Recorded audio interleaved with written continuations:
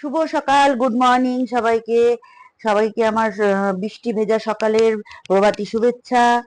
আমার ব্রেকফাস্টের মেনু নিয়ে চলে এসেছি আজকে আমি।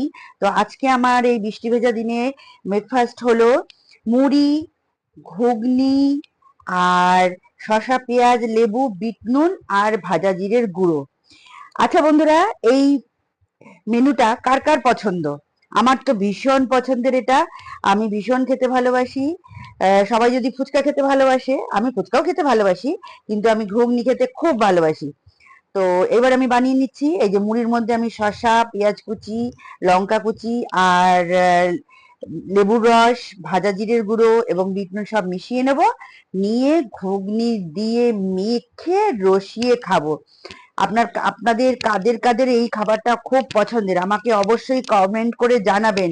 সবাই ভালো থাকবেন।